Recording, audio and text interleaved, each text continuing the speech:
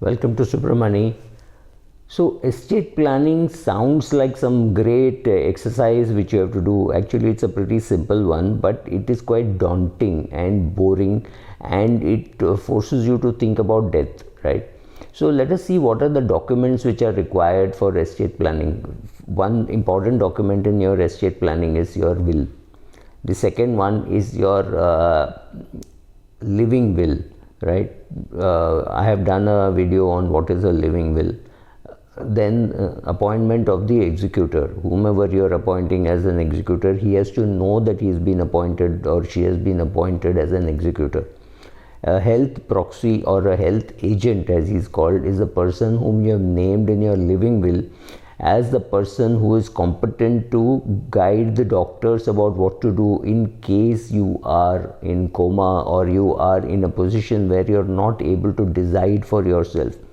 So that is the health agent that you need, right? So these are 3-4 important things that you need.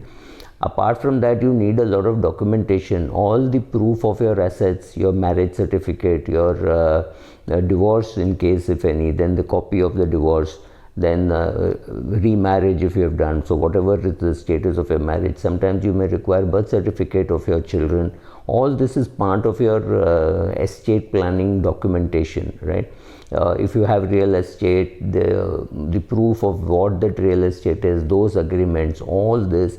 When I'm saying this, all this is a part of your estate plan, right? If you just say this asset has to be disposed of and given to so and so, somebody has to know where those documents are, right? The executor will not be in a position to come to your house and search for those documents. It should not come to such a pass, unless of course you're the last surviving spouse and you have no children. Then yes, this is bound to happen. Some of this confusion will happen, but it is time that you ask somebody to or sort out your papers and keep it in a way that the executor will be able to check out the documents and be able to settle things for your mutual fund investments, physical papers. In case of obviously your password and login password cannot be used. In case you have given a power of attorney to anybody, that power of attorney actually ceases the day you die, right?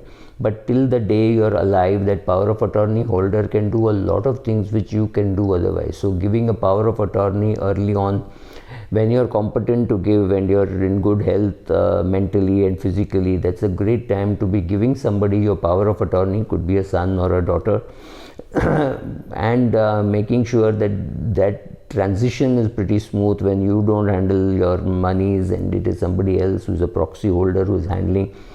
Making sure that your bank, your mutual funds, etc. know and recognize some of these things will be necessary, especially in your old age when you are perhaps not competent to think clearly and act on your investments, etc.